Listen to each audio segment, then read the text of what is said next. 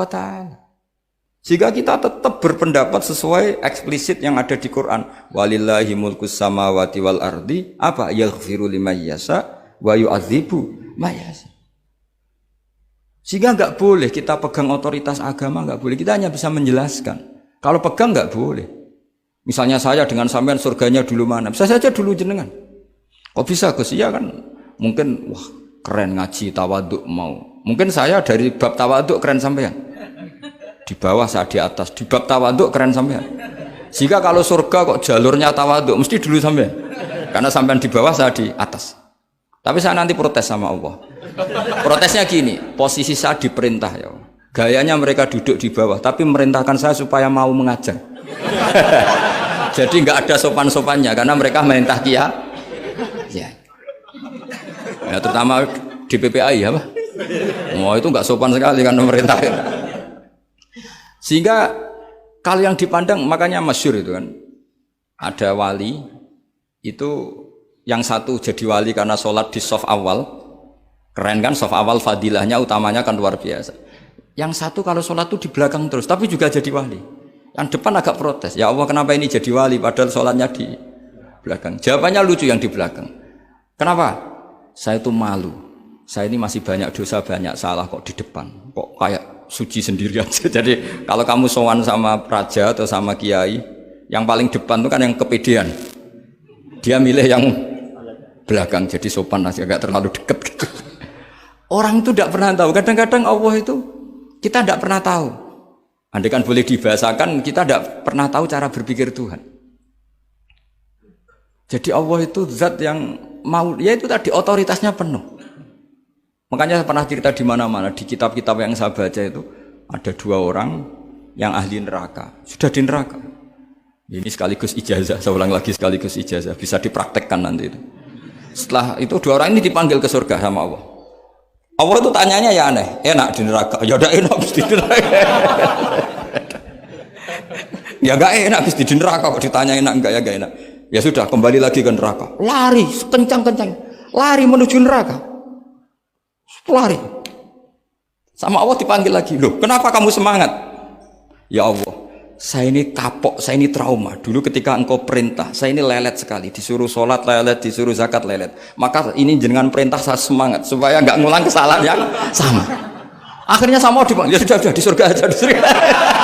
Karena semangat lari menuju neraka. Maka ini ijazah nanti kalau di mahsyar ya kamu dipanggil, ayo masuk neraka, harus apa? Semangat. Harus semangat. Oke, mesti semangat. Lah repotnya kalau nggak dipanggil lagi. Akhirnya barokahnya semangat itu dia di surga. Kita tidak pernah tahu cara berpikir Tuhan, nanti kan boleh dibahasakan seperti itu. Yang satu, ayo kembali lagi ke neraka. Tolah itu. Jalan noleh lagi, sampai itu gak semangat noleh lagi. Terus ditanya sama, kenapa kamu tolah gitu? Saya tidak pernah ngira ya Allah, ketika engkau panggil di surga, kemudian engkau kembalikan lagi ke neraka. Ya sudah kamu di surga saja. Barokahnya husnudzon.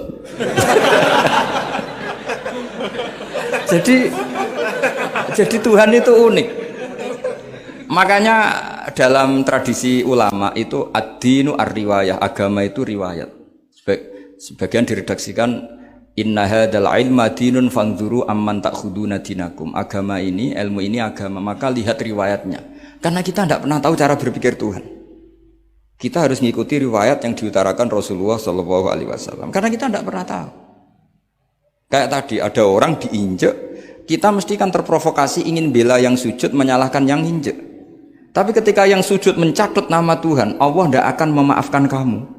Itu Tuhan tersinggung karena sifatnya direduksi satu, diambil satu, disembunyikan satu. Loh ada kan dia begini mungkin malah Allah maklumi. Saya tidak akan maafkan kamu. Enggak apa-apa Allah, kan saya. Kan tidak mencatut namanya Allah. Selama hidup saya tidak akan maafkan kamu. Allah enggak akan tersinggung. Karena dia sebagai manusia tentu punya dendam, punya rasa mangkel, punya emosi. Tapi kalau ketika bilang Allah tidak akan maafkan kamu, berarti dia mencatut statusnya Allah. Dan Allah disifatkan hanya satu dari sifatnya Allah, yaitu hanya sifat menyiksa. Padahal Allah punya sifat memaafkan.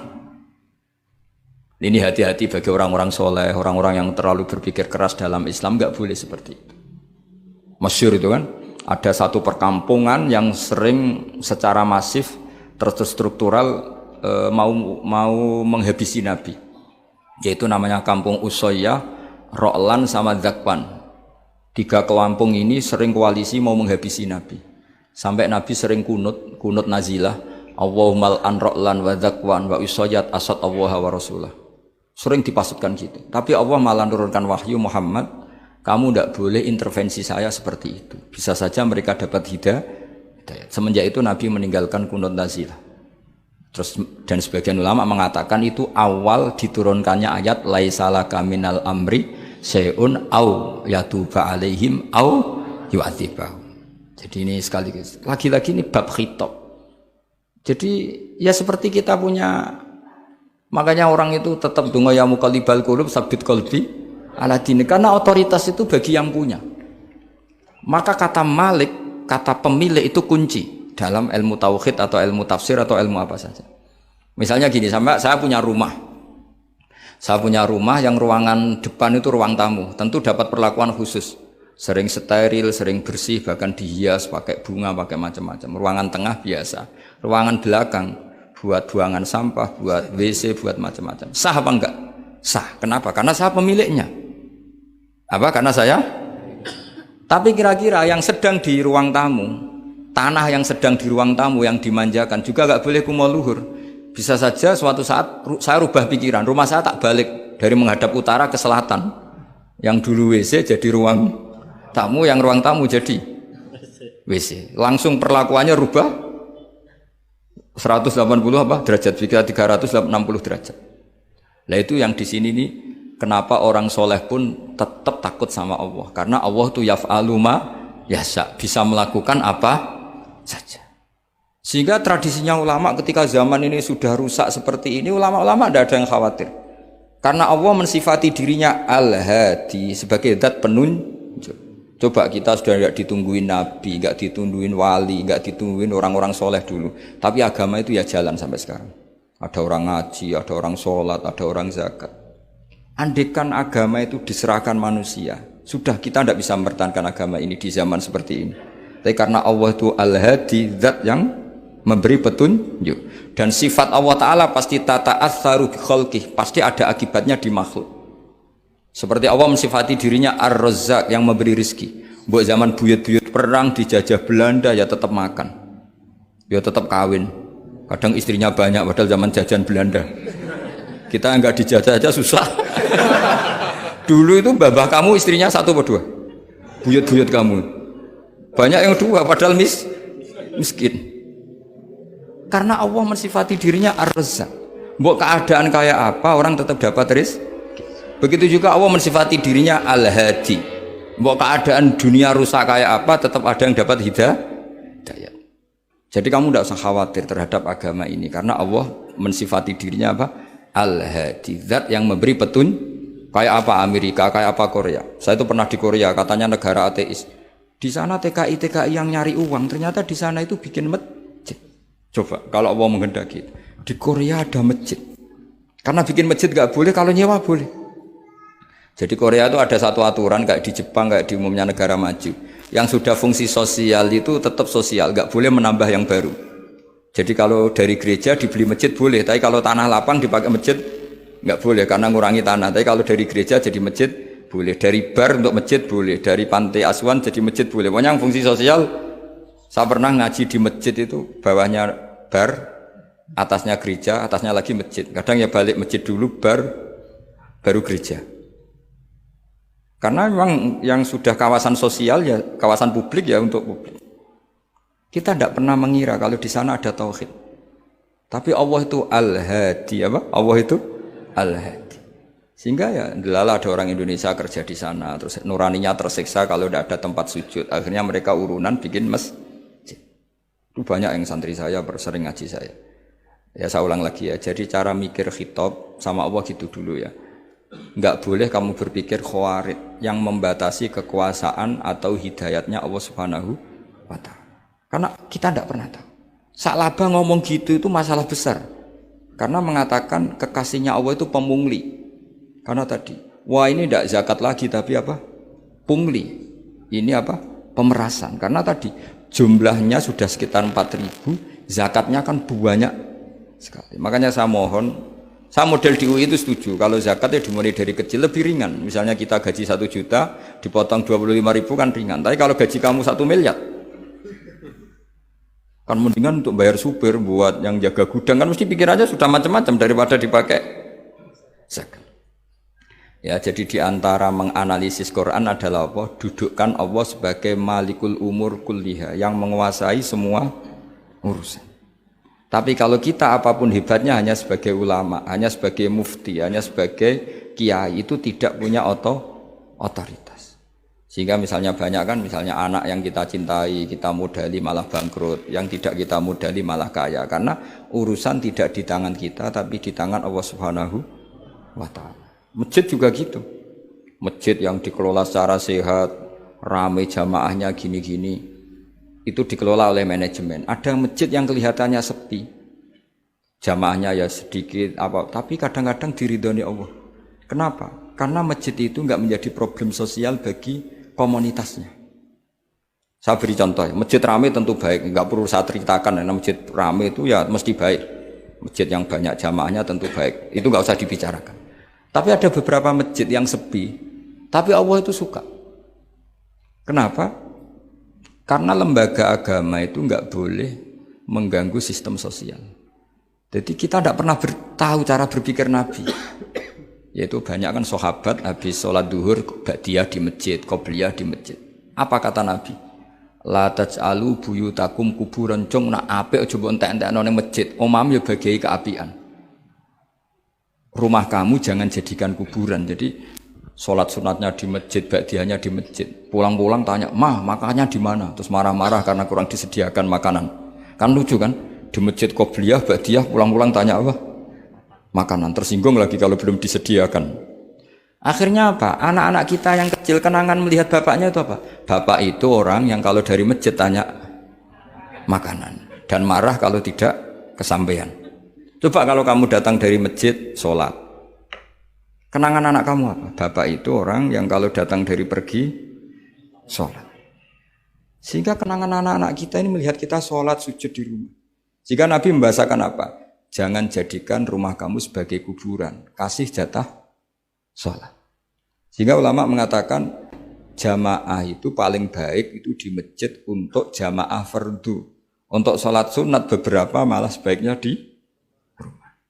Sehingga saya ini sebagai kiai ya sering bingung. Bingungnya kadang ada orang terlalu overacting, ingin masjidnya ramai sehat. Yang satu enggak. Saya ini sering dipamiti, ya saya akhirnya bingung. Bingungnya ya barokahnya ngalim itu bingung, kalau enggak ngalim malah enggak bingung. Karena ya sudah harus gitu. Sampai tak beritahu ya. Nabi awal ngendikan itu ju'ilat lanal ardu kulluha masjidan. Semua tanah Allah itu hakikatnya masjid. Apalagi ini rumah kita. Anak kita biar menyaksikan saat kita sujud, saat kita baca Quran, saat kita ngaji. Kalau semua ini di masjid, kemudian Anda di rumah, taunya makanan, menuntut ngopi, menuntut kenangan di keluarga kita kurang baik. Makanya Nabi membahasakan apa? La taj'alu buyutakum kuburon. Jangan jadikan rumah kamu sebagai kuburan. Apalagi ada pepatah lagi, al-ummu madrasatul ula. Ibu adalah madrasah pertama. Coba kalau kita ngajarin Quran di rumah, ya tentu masjid ya tetap ada kegiatan, tapi jangan sampai mematikan rumah. Sehingga kita sebagai ulama itu ada masjid ramai ya seneng, ada masjid setengah ramai ya nggak apa-apa, asal efeknya menyebar ke masyarakat. Jadi ramainya masjid ya baik, tidak ramai kalau yang ramai ibadah di rumah-rumah juga baik. Maka dulu zaman Nabi Musa malah istilahnya waj'alu buyutakum qiblatan wa aqimus sholat. Jadikan rumah kamu sebagai kiblat, sebagai tempat ibadah.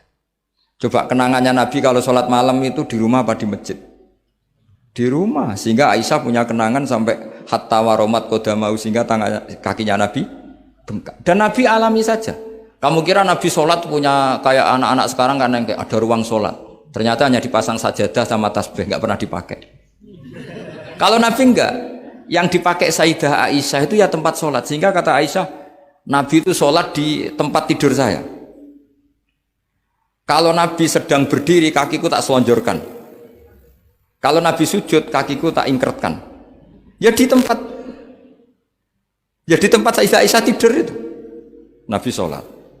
Pas berdiri kan berdirinya Nabi lama, Aisyah selonjor. Pas Nabi mau sujud, kakinya diingkretkan. Segampang itu Nabi. Akhirnya apa?